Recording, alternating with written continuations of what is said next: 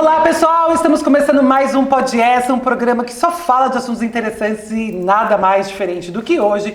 Trouxemos uma convidada muito especial que tem uma história de vida e uma trajetória muito incrível para compartilhar com vocês. Marcas incríveis que ela teve, uma trajetória bem legal também para contar. E estamos com quem aqui?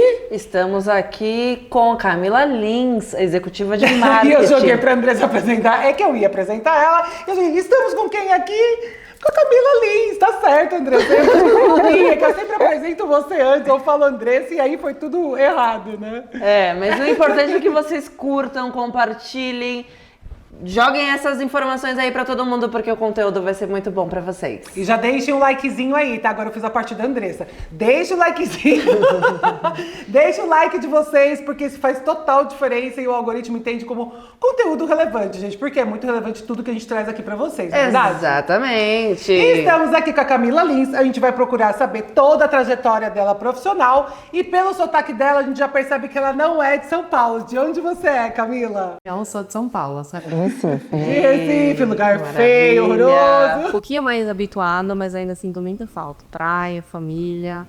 Mas aí você começou a sua trajetória aqui profissional em alguma empresa. Como é que foi a sua chegada aqui em São Paulo? Como que foi? Então, a minha trajetória, na verdade, eu comecei em Recife, né?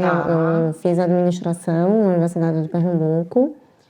E o curso de administração dá muitas opções para você seguir. Então, você pode ir para uma área que seja recursos humanos, marketing, financeiro.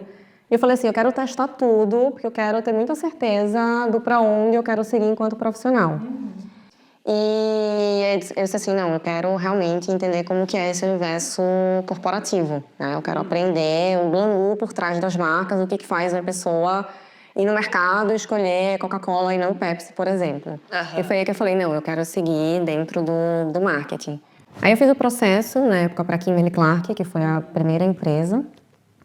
Trabalhei lá durante um tempo na área de vendas, então minha carreira ela foi muito horizontal, né? Eu acho que é diferente, porque quando eu vejo, por exemplo, profissionais de marketing, eu vejo que é uma carreira muito verticalizada, assim. Fez a faculdade de marketing, começou a trajetória no marketing e seguiu. E a minha carreira não, ela foi permeando por várias outras áreas. Então eu comecei na Kimberly, na área de vendas, que foi uma grande escola, eles tinham uma divisão aqui em Recife. E aí depois eu fiz uma mudança para a BRF, que foi quando eu precisei vir para São Paulo.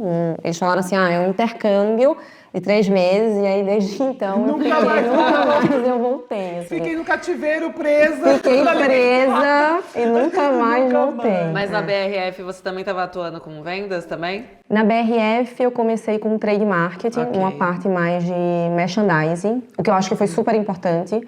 Porque quando eu estava em Recife, eu sempre tinha a visão de que eu dizia assim, nossa, mas as pessoas que estão em São Paulo fazendo marketing não entendem como as coisas funcionam aqui dentro do campo. As pessoas estão lá atrás do computador criando nuggets de banana, mas o consumidor ele mal consegue achar o nuggets de peito de frango. Então, assim, tem alguma coisa que está descasando. E foi muito legal, porque eu tive uma diretora na época, Carolina Kurroski, que ela falou assim, olha, se você quer seguir uma carreira no marketing, você precisa entender como as coisas funcionam no campo. Não dá para você ficar pensando só na estratégia, você tem que entender como essa estratégia vai ser executada. E aí eu desenhei a minha carreira muito pensando nisso, assim, como eu já tinha sido vendas, eu falei, então eu preciso viver um pouco o chão, o trade, o merchandise, para depois eu ir para o marketing e pensar na estratégia. Porque quando eu for pensar na estratégia, eu já vou ter um pouco dessa noção de como que ela vai ser executada, como as coisas funcionam no campo. Então, na BRF eu comecei na área de trade, na área de merchan. Tive uma equipe de 45 pessoas, assim, foi um super desafio, porque foi a minha primeira experiência com uma gestão grande de equipe. Se uma pessoa já é difícil, de 45. Não, e aí você se dá conta que você passa mais tempo administrando ali as pessoas do que, de fato, executando. E se você não tem as pessoas com você, já era, você não vai entregar o que você precisa. Exato. Eu era muito nova na época, então, o que as pessoas tinham de tempo de casa era a minha idade. Meu Deus, e como? Não, deve ter sido um grande desafio. Foi um grande desafio, porque eu precisava me provar num ambiente que era muito masculino. Eu era muito nova, né? Mulher. Então, e eu estava no varejo, eu atendia na época o Walmart. Então, era uma coisa muito... era insano. Mas aí foi dando certo, eu fui construindo algumas alianças, né? Junto com o time comercial, fui me provando ali também. As pessoas, elas vão entendendo que você está ali para ajudar, né, o trabalho delas, e aí a coisa foi fluindo. Então eu fiquei nessa área de trade, e aí depois eu sempre tive uma vontade muito grande de vir para São Paulo, porque eu achei que aqui é onde as coisas acontecem, assim, para minha área. E aí eu falei para minha gestora na época, eu falei, se tiver qualquer oportunidade, eu quero ir, porque eu quero ver como as coisas funcionam em São Paulo. E aí um gerente ia tirar férias, precisava tocar uma campanha, eu já tinha tido experiência, ela me indicou. E aí falaram, você vem no intercâmbio, 3 meses para tocar uma campanha. Aí eu falei, tá bom, vamos. Só vou. Terminou os 3 meses, eles fizeram uma reestruturação. E aí eles falaram assim, não tem mais trade marketing nos locais, vai ser trade marketing nacional. Então a gente precisa que você fique. Eu não tive muita opção ou eu mudava de empresa, ou eu continuava na BRF, que eu já estava mais familiarizada, eu gostava da empresa. E eu falei, então vou. E aí eu vim para São Paulo. Com qual desafio? Quando eu vim para São Paulo, eu vim com um desafio dentro da área de trade marketing de tocar categoria. Então, assim, eles tinham uma divisão onde o trade era dividido por canal e era dividido por categoria. Na época, eu cuidava da categoria de congelados, que são pratos prontos. Então, lasanha, nuggets, hambúrguer. E é uma categoria que estava muito difícil porque você tinha entrada de outros concorrentes ali que estavam ganhando participação de mercado. Então, por exemplo, a gente tem Sadia, que é uma das maiores marcas de alimentos do Brasil, líder de mercado, mas que dentro da categoria de congelados estava perdendo participação, porque tinha um movimento da Seara na época que estava muito forte. É uma categoria muito estratégica, assim. Para você conversar com o consumidor e você convencer ele a comprar um peito de frango, Sadia, Perdigão, Seara, é muito mais difícil a história que você vai contar, porque é uma commodity, do que você trazer um produto que está empanado, que tem uma farinha tipo, sei lá, com diferencial. Então aqui você tem uma história mais legal para contar, você consegue inovar mais. Então a gente tinha um desafio de categoria muito grande, que era fazer com que, né, as marcas da BRF, Sadia e Perdigão, conseguissem crescer dentro dessa categoria de congelados, que é uma categoria que consegue trazer uma percepção de marca inovadora, que você consegue trabalhar um portfólio de inovação de uma forma, né, mais forte, né, se você vai para produtos in natura e tudo mais. Então foi um desafio legal, porque precisava cuidar do Brasil. Na época que eu estava em Recife, eu cuidava Nordeste, então cuidar do Brasil é diferente, né? Sim, muito diferente. Quando você está no marketing, não dá para você olhar o Brasil como uma coisa só. Não dá. Se olhar, perdeu. As regiões, elas têm comportamentos diferentes, os consumidores, eles têm comportamentos diferentes. Então, era um trabalho muito regionalizado, não necessariamente o produto que está sendo vendido naquele canal, naquela região, ele vai servir para uma outra região, né? Então, a gente tinha que fazer quase que esse quebra-cabeça para entender o que vai ser oferecido para o consumidor daquela região, em que formato, em que canal, qual que é a prioridade. Sim. Então foi um trabalho bem gostoso, assim. Quanto tempo você ficou? Na BRF eu fiquei cerca de 5 anos, 5 anos e meio, mais ou menos, Acho que foi a empresa com quem eu passei mais tempo. Que legal. E depois da BRF você foi pra Johnson? Depois da BRF eu fui pra Johnson. Na BRF, na verdade, eu passei por várias caixinhas, né? Então, eu fui trade, eu fui marketing, aí eu fui marketing produto, eu fui marketing marca, comunicação. Eles têm uma estrutura muito dividida. É uma multinacional, é brasileira, mas tem um formato de operar diferente das multinacionais americanas. É porque é muito grande, né? Se não tiver esses departamentos muito bem alinhados, acaba dando muitos erros, eu acho, sabe? Eu acredito que deve... Porque a BRF tem muitos produtos, né? Acho que só o Sadia, na minha época, tem uns 200 SKUs. Assim, era muita coisa. Muita coisa. E é uma cadeia muito complexa, porque você está lidando com a cadeia viva. Então, é muito engraçado, assim, porque... vou lançar uma lasanha de peito de frango no mercado. Tá bom, ali tem um peito de frango. O que você vai fazer com as outras partes do frango? Você tem que pensar enquanto companhia, né? Então tem essa coisa da complexidade por ser uma cadeia viva. Então foi, assim, a BRF acho que foi uma escola boa. Nossa, até eu aprendi agora que eu não imaginava isso. É verdade, não é o que você vai fazer com o restante do frango, né? Você cria um produto e tem que ter o aproveitamento do... Do restante. Daí você pega uma parte e coloca no hambúrguer, você pega outra parte. E aí você vai montando negócios, né? Inclusive, eles têm uma área lá de novos negócios que é bem forte, exatamente para você ir aproveitando a cadeia como um todo. E aí Então, é uma vem escola. a criatividade, a inovação para trazer novos produtos no mercado. Deve ser muito gostoso também. Eu ia adorar trabalhar nessa área, vai ser legal. O que a gente vai fazer com essa asinha? E é gostoso em todos os sentidos. Porque eu lembro que a gente ia para Jundiaí para fazer análise sensorial, então quando tinha um produto novo, nossa, era a manhã inteira assim comendo. Mas também deve ter alguns erros, alguma coisa que não Pegava é tão alguma coisa errada ou não, gostosa? quando chegava nessa parte de provar? Sim. É porque não depende só do nosso... O nosso, enquanto marketing, o nosso filtro, ele era o primeiro filtro, né?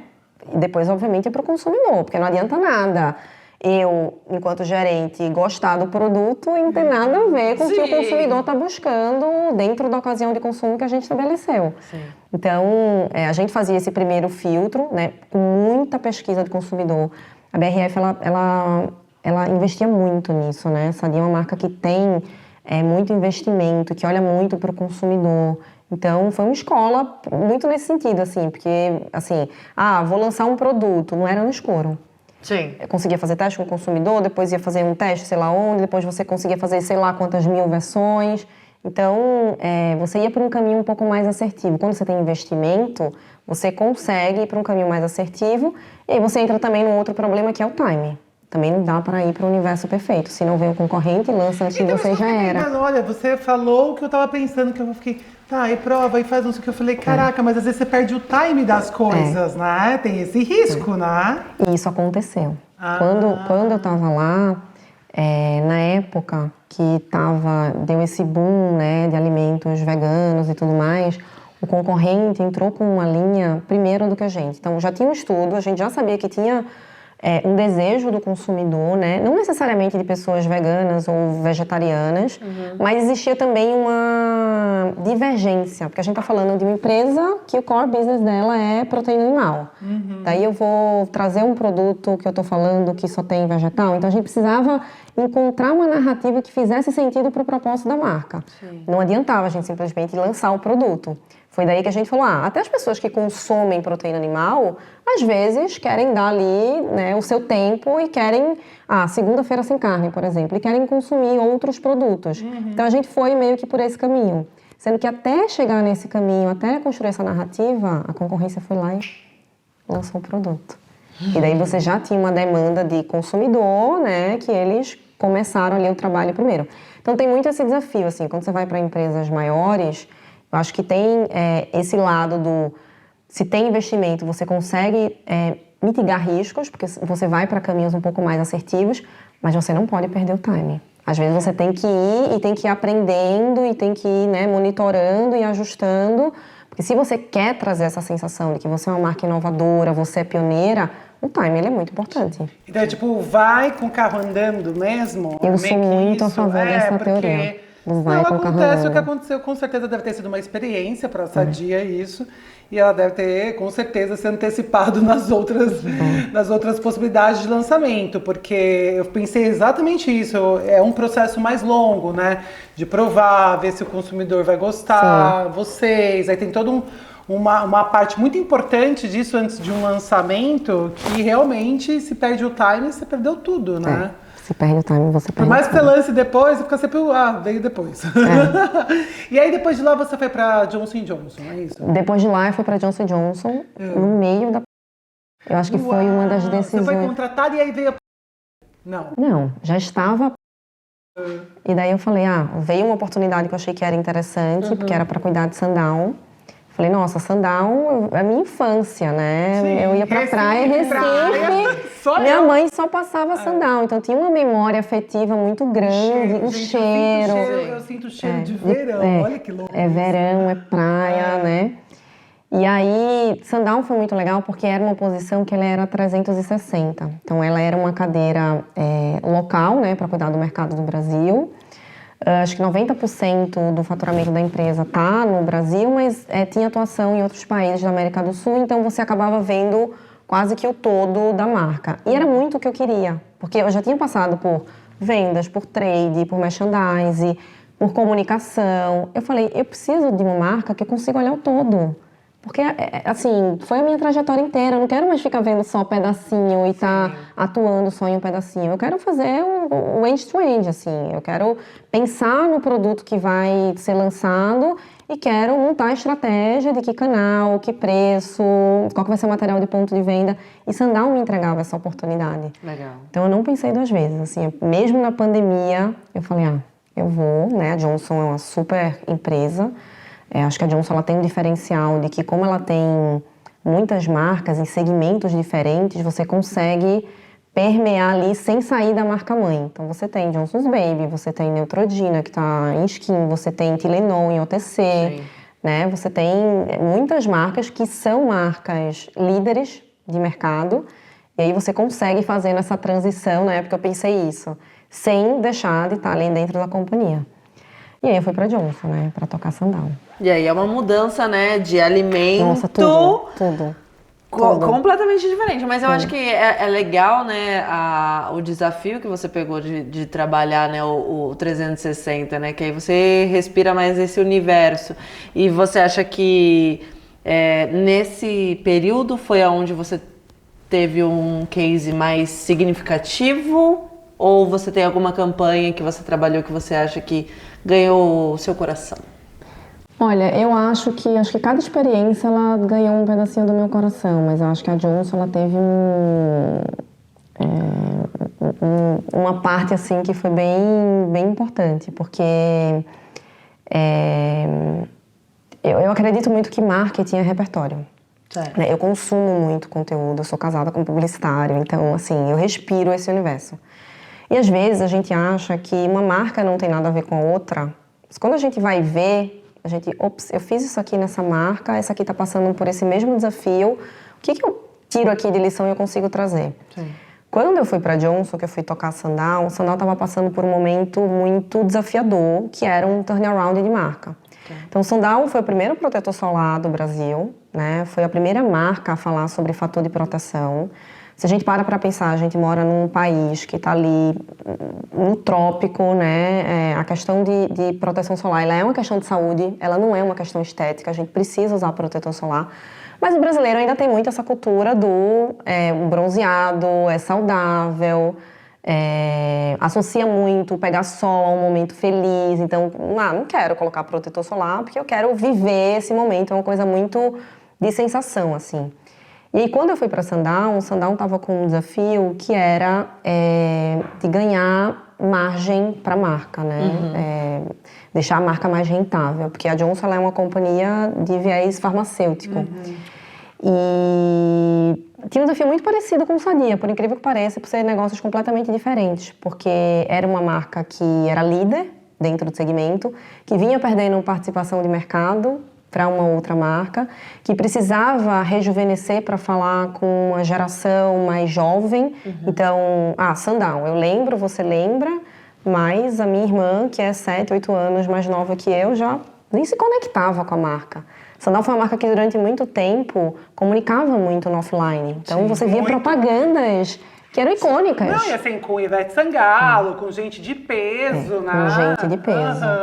E daí você vai para um território onde a marca não tem mais a mesma verba para estar fazendo campanha no offline, que é caro. A marca precisava ir para o digital, né, com menos dinheiro, e precisava ter um plano de marketing muito assertivo. De novo, eu preciso falar com o Brasil, mas eu tenho vários Brasis dentro de um Brasil só. Nem todos os estados ou regiões têm as 4 estações bem definidas. E aí, quando você chega numa marca que está numa categoria que é sazonal, né, que depende do verão para acontecer, você tem uma série de fatores ali que não necessariamente o plano que você montou é o plano que vai acontecer, porque de repente pode dar uma virada na temperatura, e aí? Você vai ter demanda para conseguir atender, né, o que o consumidor está pedindo? Então, eu acho que a Johnson, ela me entregou um desafio muito grande de de agilidade, do não ter controle, talvez, de todas as variáveis. Você precisa ter um plano, né? Porque precisa acontecer e a marca ela tem uma visão de longo prazo, ela tem os objetivos, mas, ao mesmo tempo, esse plano ele pode mudar completamente, porque pode ser que o sol não apareça e você não venda o que você disse que você ia vender e a pessoa de demanda se programou. E é engraçado porque é uma categoria que ela é sazonal e ela tem muita concentração de venda em determinadas datas. Então, assim, setembro, outubro, novembro, dezembro, você não vendeu nesse período, você não entrega o ano. É muita pressão, é muita pressão. É uma responsabilidade. É uma cadeira, é muita pressão, é muita pressão.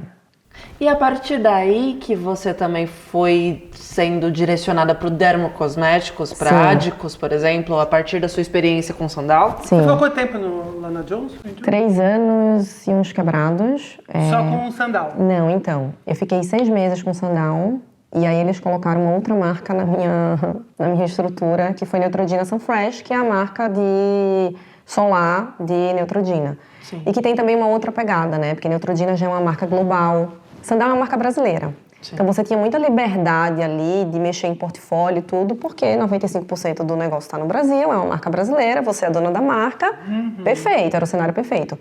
Neutrogena Sunfresh não. Neutrogena Sunfresh é uma submarca de uma marca mãe, que é a Neutrogena, que tem seu posicionamento, que tem seu guide global. Então tinham muitas variáveis ali que não necessariamente você conseguia colocar o seu dedinho. E marqueteiro tem um pouco disso, né? Senão não é marqueteiro. O marqueteiro tem um pouco de querer colocar o dedinho dele ali dentro do plano. Sim. Então eu cuidei de Neutrogena Sunfresh, né, junto com o Sandal, e do plano de verão como um todo. A Johnson ainda tinha uma outra marca, que era a Minesol, e daí no meu fim de experiência da Johnson, eu também fiquei com a Minesol junto, pra gente conseguir fazer o plano verão e pensar nas 3 marcas da Johnson & Johnson. Você era a luz da Johnson & Johnson. Ai, gente, só cuidava do que É. envolve sol.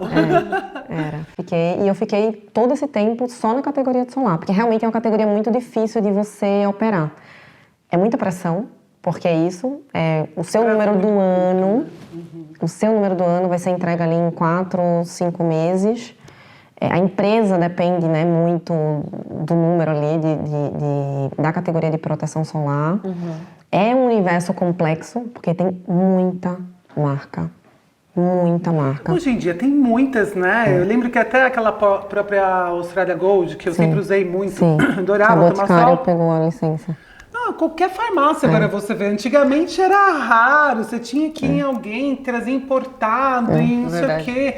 Era todo um trâmite, né? E agora hoje você vê em qualquer farmácia Australia Gold. Tipo, eu falo, caramba. Não, e você vê as marcas que nasceram do digital e estão começando a ir para ponto de venda. Total. Né? Então você vê uma Salve, você vê uma Oli, você vê Principia, você vê marcas que estão usando ali os influenciadores para construir conhecimento com o público e que estão indo para o ponto de venda. E que faz um comparativo ali entre as grandes players muito agressivo até, né? E sabe por quê? Porque o consumidor, ele não sabe navegar. É impressionante, assim, quando a gente pegava pesquisas e estudos do consumidor, ele fica perdido. Ele sabe o que ele precisa. Ah, minha pele tá seca, né? Eu tô com ruga, tô sentindo aqui. Mas na hora que ele tá no ponto de venda, ou ele precisa da ajuda do dermatologista, de alguém que ele confia. Porque eu não vou gastar R$100 num produto que eu não sei se vai fazer efeito. Exato. Então, ou meu dermatologista vai falar o que eu preciso usar, ou eu vou em uma pessoa que eu confio, seja um amigo próximo que já usou e funcionou, seja um influenciador que fala que funciona e eu acredito, ele me passa a verdade. Então é uma categoria que é difícil, né, de você navegar ali, porque tem muita opção, tem muita marca e é caro. Você não vai gastar ali, né, um dinheiro sem você saber se vai funcionar ou não. Eu tenho até amigas que hoje em dia se aproveitam do meu conhecimento de skincare que falam: nossa, eu preciso comprar um protetor, minha pele é assim, o que você recomenda? Eu digo, vai nesse aqui que você vai ser feliz. Sim, Mas aí foi quando eu tive o contato com marca de dermocosmético, foi mais com Neutrogena, porque a Neutrogena estava passando por esse momento de, a gente chama de dar um step up no posicionamento, né? Então a marca, ela estava saindo mais ali de um dermo acessível, que era como ela se identificava, e estava indo para uma construção de posicionamento mais dermo, mais alinhada com o Neutrogena marca-mãe, que era como o Global vinha trabalhando, e foi aí que eu comecei a ter mais contato, e aí eu me apaixonei pelo universo. Aí veio a proposta da Adicos, e aí eu entendi que fazia super sentido, assim, de E respirar. posso tirar uma dúvida com você Sim. que eu tenho, assim, eu sempre quando eu vou, sei lá, pra Miami e tal, compro algumas coisas, eu compro bastante coisa de skincare lá, porque o preço é mais acessível, quer dizer, quando você faz a conversão hoje em dia, nada tá mais acessível, mas tem alguns adesivos para acne, tem algumas coisinhas que são muito bacanas, mas eu sinto que tanto suplementação quanto... Mas não vamos falar de suplemento, vamos falar da parte que a gente entende aqui, que tem uma diferença na matéria-prima. Isso é verdade? Porque parece que os de lá são fantásticos, e aí aqui não é a mesma coisa. Eu tenho...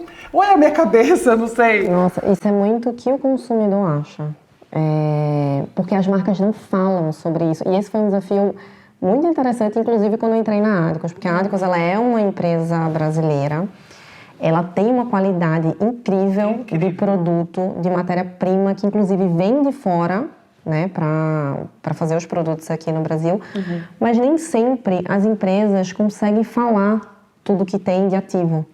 E quando você vai para esse universo de dermocosmético, não necessariamente às vezes é só matéria-prima. Então, por exemplo, eu tenho aqui um hidratante que tem um ativo de ácido hialurônico. Ok.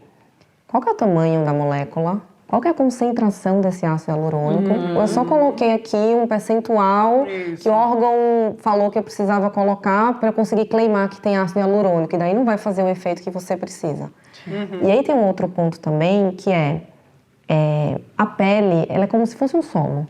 Ela precisa estar preparada para receber os ativos. Então não adianta você... nossa, agora eu tô com olheira super profunda, vou comprar esse produto aqui e ele vai fazer um milagre.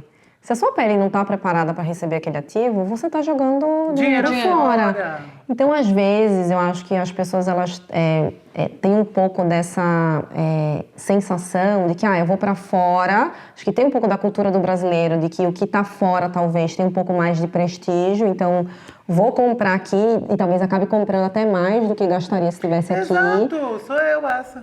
Porque, assim, secativos. Eu falo, gente, esse aqui secou a minha espinha, tipo, da noite pro dia. Já leva uns baldes daquele. Agora minha irmã foi pra Coreia, trouxe umas coisas. Falei, Patrícia, vou ter que ir até a Coreia agora? Eu falei, como que eu faço pra comprar isso aqui? Não, tem um sabonete que ela trouxe, que eu falei, Patrícia, o que é isso aqui? Você passa, ele vem com uma buchinha que vem em cima já dele, que parece a Fóreo um pouco, mas tem outros desenhos. E aí você vem o sabonete e um pote para você guardar o sabonete dentro para não misturar com água e não dissolver. Aí você passa lá, gente, mas o negócio é assim, incrível. Então eu fico pensando, eu falo, meu, Brasil, por favor, mano. Não, mas você sabe que a Coreia é um caso à parte. Quando eu saí da Adicos e, enfim, eu comecei a testar produto coreano. Que eu vi que tava bombando, eu falei, gente, a Coreia vive em 2050. Com certeza. Eu gastei, sei lá, uma grana, comprei tudo. Eu falei, não é possível, assim, tem muita coisa legal. Por que as marcas do Brasil não olham e não fazem? E a experiência, a embalagem, né? Que facilita e que... O refil. Você tem refil. Eu comprei minha irmã trouxe uma vitamina C desse tamanho e aí já vem um plástico, assim, uma embalagem de refil do lado que você só... Geralmente a Bioré também faz nesse formato, que aí a gente consegue ter acesso aqui, né, pela uma multidão ali de produtos que tem na Coreia, mas tá começando a vir pra cá. Mas eu tenho uma dica muito boa, se você quiser comprar produtos da Coreia. Ai, por favor. Você precisa saber, obviamente, né, qual que é o produto. Sim. E você precisa ir na loja certa. Você consegue comprar na Shopee. Por incrível que pareça, você vai nas lojas certas e daí você faz a compra. Todos os meus eu fiz o pedido lá, chegou, foi Olha aí, a ótimo. gente divulgando a Shopee aí pra vocês, pessoal. Aí, Rodrigo! Pelo amor de Deus!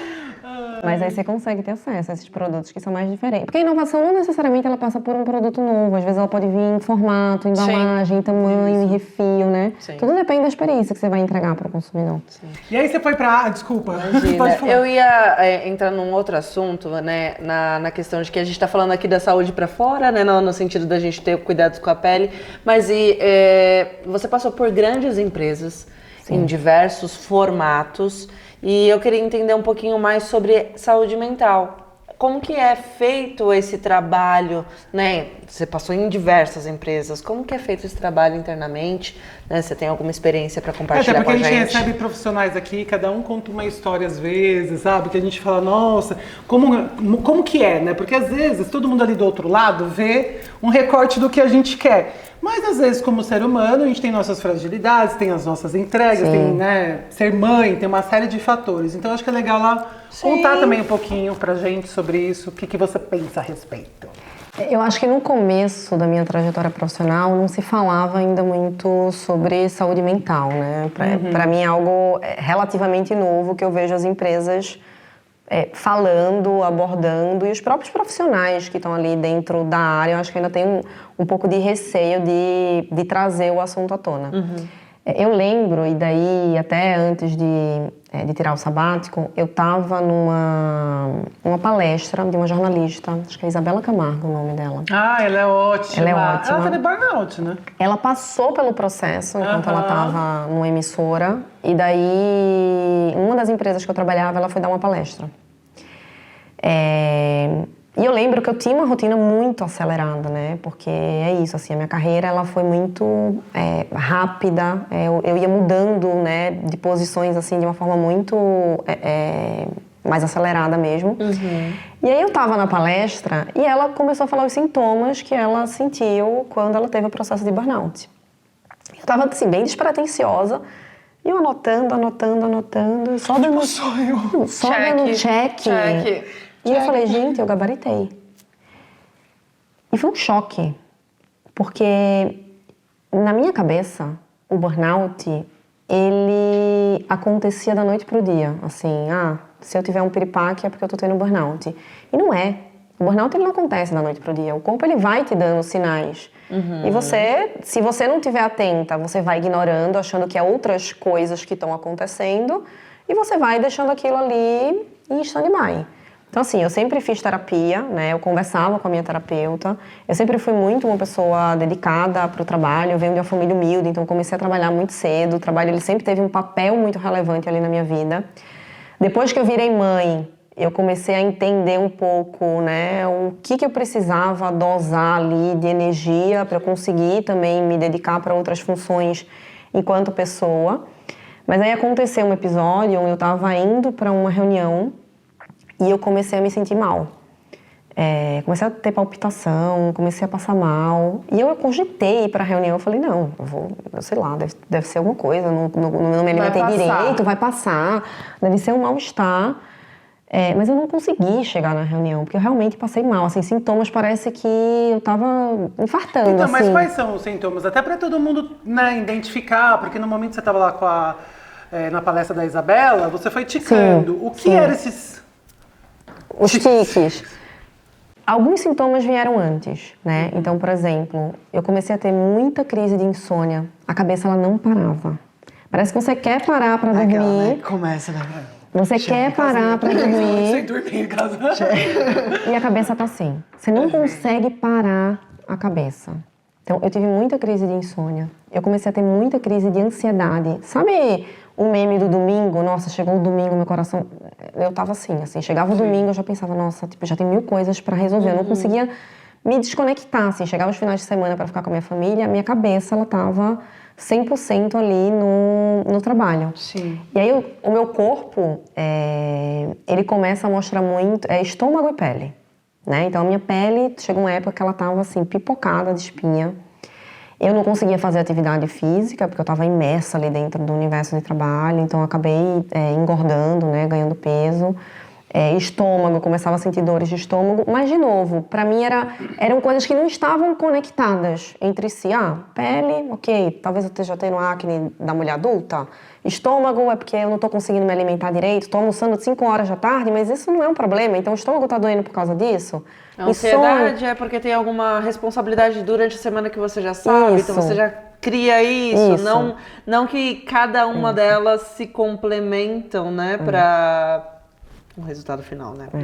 E aí, teve uma coisa que a Isabela falou que foi muito importante, assim, para eu dar o clique, que ela falou assim, o burnout, ele está associado ao trabalho, à sua exaustão física dentro do trabalho. Aí não tem a ver com tudo que soma ou não? Não necessariamente, mas tá. o burnout em si, ele está associado às atividades e ao ambiente, ao clima ali dentro do trabalho. E eu tinha muito esse peso, né, mas eu não tenho estrutura aqui, eu tenho uma filha, eu tenho um lado pessoal que exige de mim também. Sim. Então talvez seja meio que um compilado de tudo. Então eu ignorava o fator trabalho porque eu achava que era um pouco da dinâmica de vida que eu escolhi ter e que eu precisava, né, seguir. Então acho que o corpo ele foi dando sinais antes, né, com insônia, com palpitação, com ansiedade, espinha. Você não consegue se desconectar. Até que chegou um momento que eu vivi o episódio e aí assim, parece que você está infartando. São todos os sintomas. O coração ele está acelerado, você sente o braço dormente. Ataque de pânico é a mesma coisa? Eu acho que, não sei. Assim, Gente, é a mesma sensação, parecia que eu ia morrer, assim, tipo... Só que é isso que eu tô te falando. Na época, quando eu tive, claro, foi um momento de... Todo mundo tava, sabe, com a cabeça... Mas você lembra desse que eu tive um surto, assim, e eu falei, caraca, eu jurava que eu falei, me leva pro hospital que eu tô morrendo. Era essa sensação que eu tinha, assim, sabe? Acho que dentro do processo de burnout, você vai tendo, né, síndrome de pânico, ansiedade... e que talvez não necessariamente te levem para estafa total. Eu lembro que a Isabela, ela falava assim, a diferença de você estar esgotado e de você ter um burnout é que se você está cansado, você dorme, você vai descansar e você vai acordar revigorado. O burnout, não. Você pode tentar e você passa o final de semana inteiro dormindo e você não consegue descansar. É como se o seu corpo não conseguisse realmente sair dentro desse ciclo. E aí eu tive esse episódio, eu fui para o hospital, fiz todos os exames, eletrocardiograma, tudo, e o médico falou, olha, os seus exames, eles estão aparentemente normal, é estafa. Foi o que eu ouvi também, ótimo. Com que você trabalha? Eu trabalho, ele, é estafa.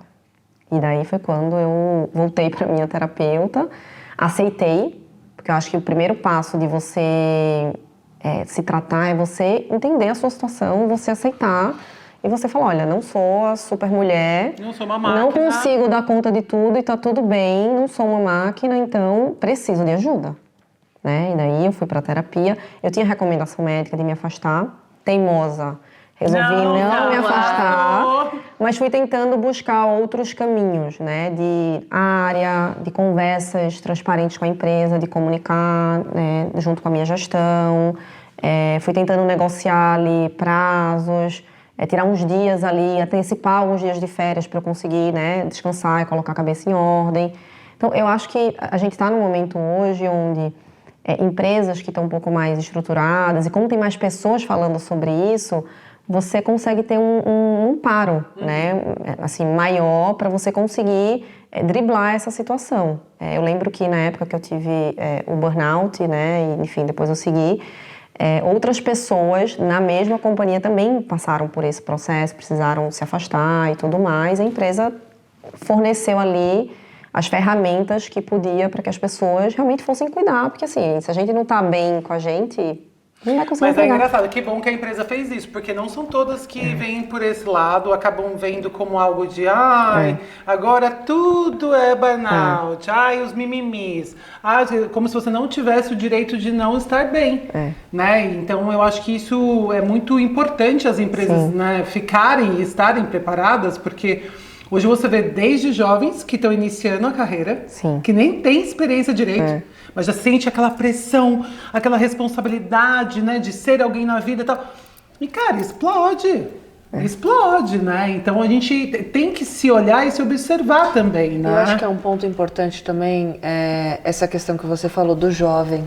Às vezes, quem está ali na liderança que não entende isso, é porque ele, na época dessa pessoa, ele trabalhava 12 horas por dia.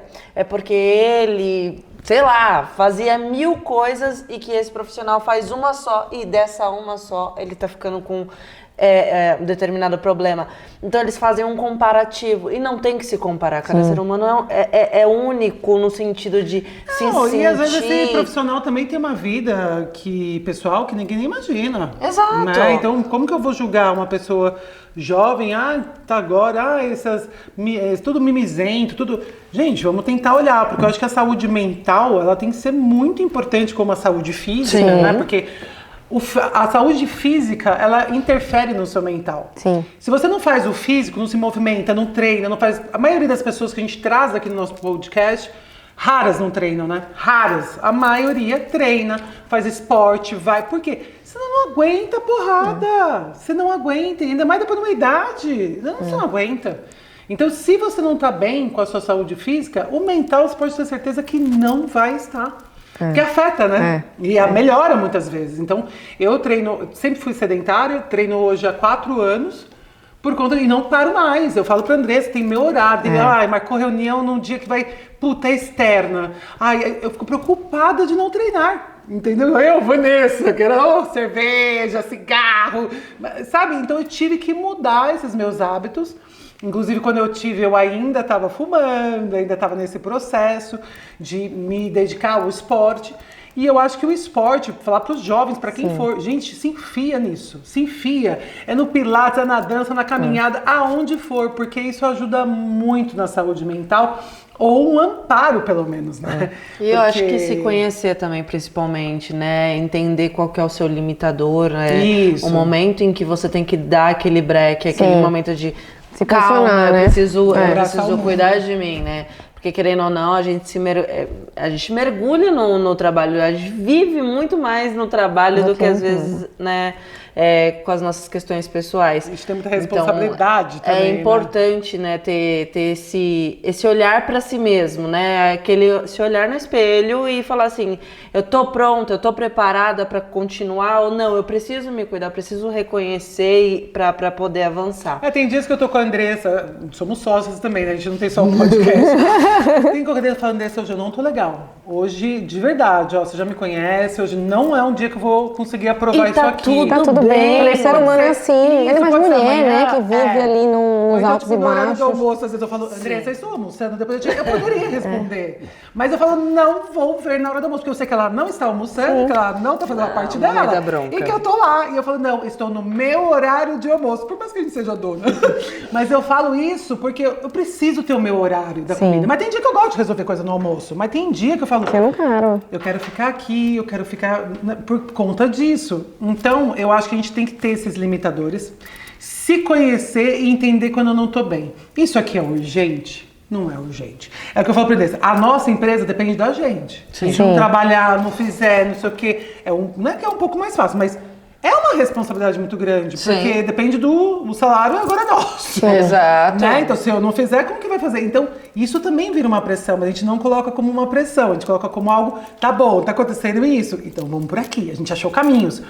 Porque senão é isso, você fica numa pressão. E São Paulo também, gente, é uma cidade que ela é muito incrível, mas assim, ela te detona se você não souber viver bem aqui. Você viver mal, morar longe, percorrer distâncias, ou ter que viver, tipo, deixa eu aproveitar o final de semana, é trânsito também. Então, tudo que você tem, né, pra aproveitar, que todo mundo fala, São Paulo tem tudo. Você não quer fazer tudo, você quer ficar em casa. Mas é tanta opção que Ou é perigoso, ou é tanta opção que você fala, já tô acostumado com tanta coisa. Mas eu acho que esse olhar é muito importante para você ter esse equilíbrio. E as pessoas estão cada vez mais hoje envolvidas com o trabalho, são cobradas para isso, né? Tem agora a tal, eu não falo ameaçadora porque eu acho que é uma soma, mas a inteligência artificial. Que todo mundo fica, ai meu Deus, eu vou ser mandado embora, estão cortando todo mundo. Cara, assim, vamos se especializar então nisso? Vamos, então, tudo que é problema eu tô tentando transformar. Falar assim, isso aqui mas devo fazer diferente, porque antes eu tenho um medo, né? Porque senão acontece dando esses pau na nossa cabeça, a gente fica a cabeça, é uma coisa, se você não estiver bem... Esquece, sua filha vai sentir, seu marido vai sentir, todo mundo vai sentir. As pessoas, né, se você tem uma posição de liderança, elas sentem. E você falou uma coisa muito que pra mim é muito verdade, assim, porque o que me salvou nessa época foi o famoso beach tênis. Eu falo. Eu comecei a O esporte fazer salva. beach tênis, e daí eu comecei a me apaixonar, e daí assim, ali você só pensa, você a quadra, a bolinha, você precisa passar a bolinha para um outro lugar, pronto, você não tem nenhuma outra preocupação. Então era onde eu conseguia esvaziar a minha mente e eu conseguia ter momentos ali de paz, né? E aí eu sempre fui uma pessoa muito do esporte, assim, desde mais jovem, eu sempre estive muito conectada com o esporte. O beach tênis me resgatou uma essência da Camila ali, né, adolescente, no esporte, porque eu já não tinha mais saco para musculação, para ir para academia, dizia assim, não consigo, mas eu preciso de algo que me dê essa motivação e foi no beach tênis. Então, por exemplo, agora no sabático, eu tô bem querendo testar coisas novas. Eu comecei a surfar. Ai, que legal, Camila! Comecei a fazer aula de luta, voltei para yoga, fiz um retiro espiritual. Eu falei, quero testar coisa nova. Você gosta de stand-up paddle? Eu gosto. Então, sabe onde Gosto. tem que é legal? Onde? Ali na represa, chama Riacho Grande, né? Sim. Riacho, ali na Billings, não é? É Billings ali? É quase No indo pra Engenho. praia. Não, indo pra praia, aí tem uma hora que, pela Imigrantes, você passa, aí tem a represa. Eu não sei qual que é, se é a Billings, eu não sei. Mas tem um clube lá que você loca super baratinho, mas É o que você lugar consegue. é É lindo. uma delícia. Eu tô assim. Sabe aquelas árvores chorando, Sim. sabe que é linda? Aí você vai daquela represa, aquela coisa, é a coisa mais linda. E a represa é limpa, então dá pra ir fazer também, se você tá testando aí. Eu tô testando. Mas conta Coisas pra novas. gente um pouco mais sobre esse ano sabático que as pessoas tiram. Como que é isso, gente? Adoraria Como que é a organização e o Desse ano planejamento de um sabático. ano sabático? Eu acho que a gente tá precisando de ano sabático, Ai, Vanessa. nossa, tadinha da essa, né? Então, a notícia eu não planejei. Tá. Eu fui bem forçada a tirar o sabático, na verdade. Quando eu saí, né, da minha última experiência, eu tomei a decisão de que eu precisava ter um tempo para mim para conseguir colocar a cabeça em ordem, a vida em ordem e testar coisas novas. Eu sempre fui uma pessoa que eu não tenho medo do novo, né? Então eu falei, eu passei 12 anos em multinacional, em empresas grandes, vivendo essa vida acelerada. Eu tenho uma filha de 7, né? Eu quero viver um pouco mais disso, eu quero estar um pouco mais próxima e eu quero ver outras possibilidades também dentro do universo de trabalho que estejam mais alinhados com os meus valores, com o que hoje em dia eu estou priorizando. Então, tem alguns amigos que perguntam, né? Mas como você se planejou e financeiramente? Eu falei, gente, eu não me planejei. Eu só fui. Eu só fui, porque eu achei que se eu tivesse que parar para pensar, não ia tirar? eu não ia tirar. Eu não ia tomar essa decisão de tirar. A gente sempre fica na cabeça. Óbvio, né? Que eu acho que a gente precisa fazer um recorte do privilégio de você conseguir fazer e tirar o sabático, né? Então, dentro de casa, eu sou casada, tem meu marido que acaba assumindo e ajudando ali nas contas, né? Não dá pra Vitor, ser. um recadinho pra você. Não dá pra ser irresponsável. Estou precisando. Brincadeira, gente. Até porque, né, a gente tem uma filha, a gente tem conta para ela ser paga. Sim. Mas eu acho que para mim o desafio ele foi muito mais me desprender do ego, né, da vida da Camila, do marketing, do glamour, de grandes empresas que as pessoas olhavam e falavam, nossa, você me inspira. E eu falei, tá, mas você tá vendo só um recorte, né? Você não sabe o que tem aqui por trás e tem muita coisa, nem sempre é tudo tão feliz, às vezes Nem a gente... sempre é tudo florido, Nem tudo né? são flores, é isso, nem tudo são flores. Então, eu acho que o sabático, ele veio como quase que um chamado de vida, assim, volta para a tua essência, né? Se reconecta com você, procura a leveza, né? Um pouco de calmaria, testa coisas novas. Nesse período, eu acabei fechando algumas consultorias estratégicas, algumas pessoas que trabalharam comigo e conheciam o meu trabalho, falaram, olha, eu tô com esse desafio aqui de negócio, será que você não consegue Que ajudar? legal, gente, já achou, vai pra nenhuma multinacional, você é consultora estratégica, se vocês quiserem, o arroba dela vai estar aqui embaixo, Sim, o LinkedIn. vamos para a sala Não, de gente, ela tem uma contato. experiência incrível, pelo amor de Deus, né, não tem como, e pra você seria perfeito também, né? No começo foi difícil porque eu queria quase que viver uma agenda de empresa, assim. Então, eu saía colocando tanta coisa no meu dia a dia do sabático, porque eu achava que eu precisava ser produtiva dentro do sabático. Ocupar aquele tempo, né? Mas sabe por quê? Porque eu dizia assim, gente, as pessoas que tiram sabático vão viajar. Eu dizia assim, mas eu não tô fazendo nada disso, eu vou ficar em casa olhando pra TV, tipo, não, eu tenho que fazer coisas. Então até cheguei, eu fiz curso na SPM, eu fiz cursos online de, sei lá, outros temas que eu me interessava.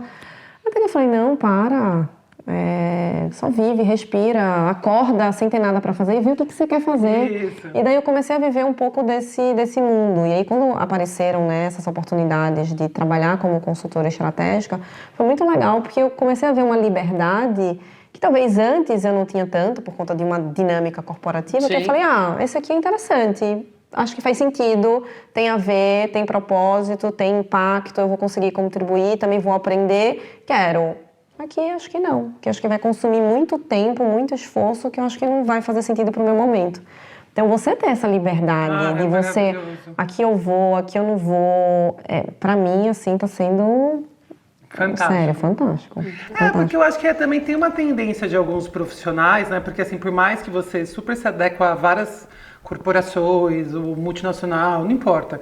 Eu acho que tem um momento também da carreira que foi como eu e a Andressa. Eu falei assim, Andressa, cansei de trabalhar de forma exclusiva para agência, é sempre o mesmo blá e não sei o quê. Eu falei, não, vamos montar o nosso hub, e para conhecer essa aqui, ó. Porque Vanessa, o CLT, mas e aí? Eu falei, vamos, mas se der errado... O plano de saúde, né? Os benefícios. Ela que funciona isso. Ela, não, mas e se der errado? Eu falei, não tem como dar errado, porque se eu já pensasse em dar errado, eu nem entraria. Vambora, ela, calma, vambora. Ela topou. Foi. Você volta pro CLT. Nem a pau, pessoal. Mas em que é um caminho sem volta, né? Quem vai empreender... Eu vou te falar que a gente nunca deve falar nunca, mas aí eu não volto, não. Porque, Aí isso assim, é bom demais. O trabalho que a gente teria para trabalhar para algum lugar... A gente trabalha pra gente. E a gente trabalha pra gente, com a mesma qualidade. Dá uma satisfação, porque também somos donas do nosso negócio. Sim. Então a gente tem uma liberdade de inovar, de trazer novos produtos, de trazer Às um 6 da podcast. Às 6 da manhã. Exatamente. Eu indo treinar. Eu sei que você tá dormindo. Não acorda e não responde agora. Mas eu tive uma ideia. 6 da manhã. Aí ela escuta, tipo, ela não aguenta. 8 horas da manhã tá respondendo. Não precisava responder.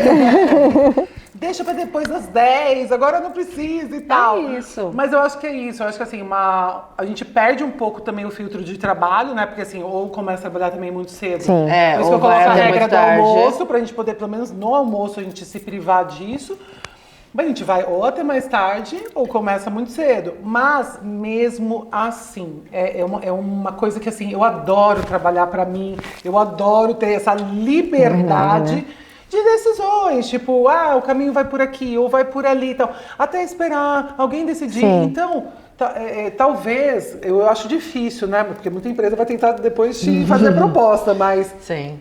eu acho que se você conseguir ou tiver terreno para isso, nossa, Navegue. mas vai, assim, porque, contatos de marcas você tem. Sim. Então, assim, é uma questão da marca identificar, né, o seu potencial no bate-papo já vai identificar, porque aqui a gente nem fez entrevista de emprego, mais uma entrevista pra conhecê-la. Exato. Eu já tô quase contratando.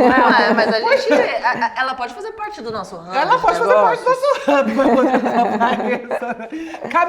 como é? Camilessa.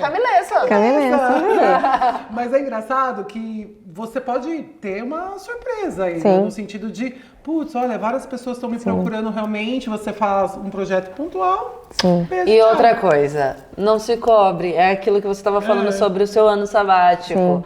Deu certo seguir como consultora estratégica? Pô, legal, bacana. Não deu certo, vai ter que voltar para o mercado de trabalho. isso. Tá tudo bem. Isso. Só vai atrás, né? Entre em um lugar que você vai se sentir bem, que você vai ter um suporte e que você consiga se desenvolver e crescer cada vez mais lá dentro, mas de uma forma saudável. Só não vai pro varejo, pelo amor de Deus. Só vai até ficar louca. Varejo é uma coisa que não dá esse momento. Mas vamos pro momento podcast? Nesse momento vai ter um momento podcast. Ó, enviaram pra gente algumas perguntinhas, pode sortear e ler uma pra gente. Trabalhar com beleza e dermo é tão glamouroso quanto parece nas campanhas? Ixi, Maria. Eita! Todo mundo com aquela pele lisinha mesmo ou não? Será que no dia a dia é diferente? Olha, eu acho que Comparado com outros segmentos, eu acho que tem um quê de glamour maior do que se você vai para, sei lá, alimentos, por exemplo, com que eu já trabalhei. Mas aquela velha história, nem tudo são flores, né? Então, acho que qualquer segmento, toda companhia, o que a gente vê é o resultado final. Por exemplo, para você fazer uma campanha, existe todo um trabalho que é feito para você construir a narrativa junto com a agência, daí você tem uma ideia muito legal, a agência tem uma ideia muito legal, aí você volta para aprovar isso com o board, daí fala, não gostei dessa ideia, aí você volta para estaca zero. Aí você às vezes tem que seguir com uma ideia que não é aquela que você acredita, mas é aquela que a liderança acha que tem um potencial maior porque está com medo de arriscar em alguma coisa mais disruptiva. Aí você vai para um trabalho que você vai ter que escolher quem são os influenciadores que a gente vai trabalhar. Às vezes você tem uma questão de investimento. Eu tinha, sei lá, 5 milhões para fazer uma campanha. Do nada a empresa não está batendo resultado, corta tudo, muda para 500 mil reais. E agora? O que eu preciso fazer? Já viu muito? Nossa. Gente, eu quero morrer com isso. De repente a verba era 8, de repente então. O exercício foi tudo com 8. Agora vocês têm 3 milhões. Aí você fala. E tem que fazer tudo. Tem que fazer tudo, não pode abrir mão de nada. Tem que garantir tudo. Amigo, como que eu vou fazer isso? Não, eu quero mesmo que eu ia pagar 8, eu quero por 3. Aí você fala, gente. E quando você faz campanha, tá tudo pronto, mas sei lá, uma inovação, deu problema, o produto não chegou, teve algum problema com regulatório, a embalagem não tá pronta, e daí você tá com o negócio pronto para colocar no ar, mas você não tem o produto ainda distribuído num ponto de venda. Mas menos pior do que você ter lançado uma campanha. Não, menos pior. Mas eu acho que todo um trabalho que é feito ali. Todo um trabalho que você é feito naquele período, né, durante aquele tempo, para casar com aquela data, porque assim, não é, eu tenho um produto aqui, independentemente do período do ano, eu vou lançar. Não, a gente precisa respeitar a jornada do consumidor. Às vezes ele está mais propenso para comprar o produto naquele período. Se você perde o time, já era. Você não vai conseguir construir a narrativa da mesma forma que seria se fosse no tempo que você desenhou. Então, acho que versus outros segmentos, eu sou apaixonada, né, pelo segmento. Então, acho que tem esse glamour, de fato. Você aprende muito, né? Você acaba virando uma consultora informal ali para as amigas. Mas, ao mesmo tempo, eu acho que tem os perrengues de toda marca quando você vai para um plano de comunicação. Porque muitas pessoas acreditam que o marketing ele é só a campanha que você está vendo com o influenciador dentro do digital ou a propaganda que você está vendo na TV. Não. Tem muito número ali por trás, para você ver se o negócio vai se pagar, inclusive. Né? E, assim, dependendo do momento de marca, tem muito uma visão de longo prazo. Então, não necessariamente aquela campanha vai trazer o retorno financeiro que você espera naquele momento, porque talvez ela seja uma campanha para construir marca e não para estar vendendo o produto. Então, acho que depende aí um pouco também, né, do momento de marca e tudo mais, mas acho que tem o seu glamour, vai. Que legal! Gente, eu adorei a entrevista de hoje. Infelizmente, a gente vai ter que finalizar. Exato. Mas eu adorei, eu tenho certeza que vocês adoraram. Camila, obrigada por ter vindo. Venha sempre quando quiser. Vocês, podem consultar o LinkedIn da Camila, a gente vai deixar aqui depois na descrição. E o @ dela também, se você permitir, a gente pode deixar também. Para as pessoas entrarem em contato e, enfim, bater um papo, entender o que você pode agregar para o negócio delas. Enfim, acho que pode ser muito bacana. Obrigada pelo convite. Amei o nosso papo. Eu também. Venha sempre quando quiser, tá bom? Gente. E sucesso sempre pra você. E pra vocês que ficaram aí, deixe o likezinho pra subir no algoritmo, por favor, hein? É isso mesmo. Um beijo. Tchau, tchau.